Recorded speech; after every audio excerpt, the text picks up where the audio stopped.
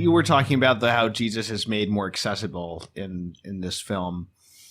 I wanted to ask about kind of a couple of the strategies that they use to do that. And you mentioned him making jokes. For the most part, I like this. I like Jesus's sense of humor in the film, the series, but sometimes there's a little bit of like the modern tendency to like not be able to let like a solemn, like just like sit with a solemn moment. I'm thinking of the example of, I think I know what example you're thinking the of. Nicodemus on the rooftop. Nicodemus says, "I'm standing on holy ground," and then he's like, "or holy roof," and it's like, so couldn't we have just sat with that, like, solemnity? Sure. But I'll agree about the episode with Nicodemus. I found that scene, for the most part, profoundly moving. I generally really liked how they imagined it, how they set the tone, how they lit the scene, even how the dialogue was set up. But I thought that same thing about the joke about standing on the holy roof. It didn't so much ring that didn't ring false to me per se, but I would have liked if we could have just sat with the profundity of the moment longer. And then the one of the few moments that did ring false was actually Jesus's rejection of his obeisance when he's kneeling in front of him. Yes, especially since they took the trouble to work in a really interesting verse from Scripture at that point, which I had actually never encountered as it was rendered there because of how it's sometimes translated. But it's the last verse of Psalm 2. Where it says, "Kiss the Son, lest he be angry with you and you perish on the way."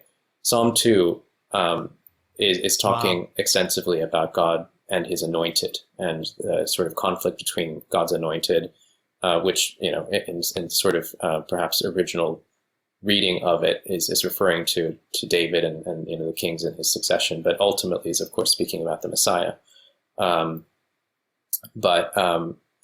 Lots of renderings, including the New American Bible. Actually, I was looking on Bible Hub to see how different translations render it. Lots of them do render it as "kiss the Son." I had never seen it because it's not rendered that way in the RSV or the NAB. And I think a lot of Catholic translations tend to follow the Septuagint's rendering, which I think is also the Vulgate's rendering, where it says something about being docile to instruction instead. But just in that moment, I thought that was they should have just kind of let us have it. Yeah, well, that scene with Nicodemus is amazing and is a perfect example of what I mentioned towards the beginning of this episode, of how the writers are able to weave in sort of text of their own invention with quotes from the gospel narrative itself and the Old Testament. And the Old Testament, right? And so, and it's done very seamlessly, and not very clumsily at all. And in fact, if you came into this not familiar with the gospel story, you might not be able to necessarily catch where they're directly quoting the gospel and where they're departing from it.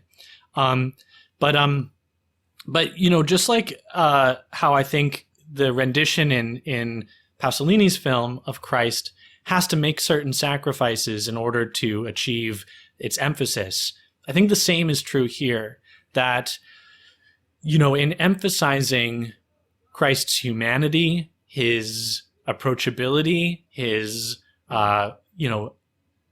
attractiveness on a human level. They're trying to use a light touch as often as possible and not intimidate people, I think, is part of it. Perhaps, but I think that they also end up de-emphasizing or losing or missing something of his majesty and his mystery. It'll be interesting to see how this is carried forward in future seasons, especially when we get to places like the Transfiguration or something. And it'll also be interesting to see how Christ's righteous anger is handled, toward the Pharisees, calling them hypocrites, or obviously in the temple with the money changers.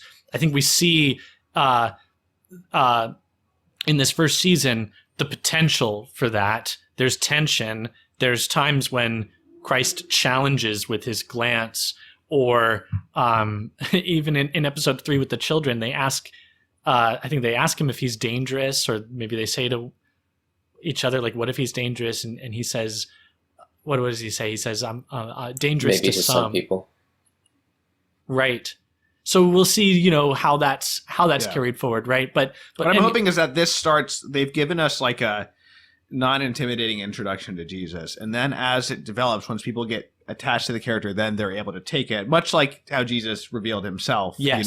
In an unobtrusive, unprepossessing, whatever the word is, manner. That's right. And be able to move it more into, it's easy to write it down as, okay, this is, Jesus is played by a Catholic actor, but this is an evangelical production, so maybe they're not going to have quite the same level of reverence, not in a culpable way, but just sort of like culturally in there. Well, and I think that the scene with Nicodemus is a perfect example because, as we've already mentioned, Nicodemus gets on his knees, kisses Jesus's hand, and what does Jesus say in this moment? He says, "What are you doing? You don't need to do that." And that's just not true. That's just not true. The truth is that he does need to do that. And that's true. That's as true because of who Jesus is as it is because of who he is as a creature. And so that rang false in a very absolute sense, not in like an interpretive sense, not in like, oh, I just didn't like that portrayal. It's just not true. He does need to do that. And Christ, this is the same man, Jesus Christ, who is at dinner with a Pharisee, and a woman uninvited busts in, is weeping and cleaning his feet with her tears, and doesn't do anything to stop her, right?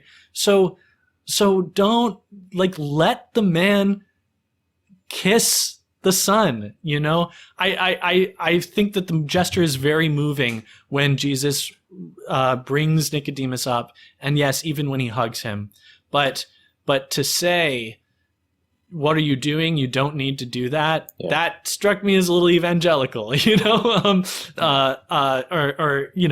Although of course they believe we need to worship God. Yes. But it's more. I think it's more like the liturgical culture than it is theological in a sense, because theologically, of course, they believe that Jesus is God and we all need to kneel before him and worship him, right? So I think it's more like how that's actually embodied. Yeah, well, and so in that sense, it's interesting that it's Nicodemus coming from this very strong liturgical sense who has that. And I love that subplot. Me too. Nicodemus subplot is great. Yeah.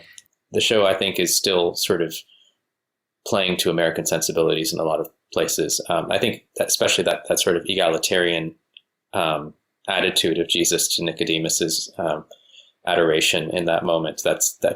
I don't know if I would specifically say that that's a coming out of a particular denominational predilection, but I think it's definitely kind of an American egalitarianism at play. You mentioned egalitarianism, and it's almost like we can't imagine feeling comfortable with someone doing us homage, even as like a king or a pope or something like that. Right. So we see the virtue in kind of like immediately like dispelling that kind of thing. That's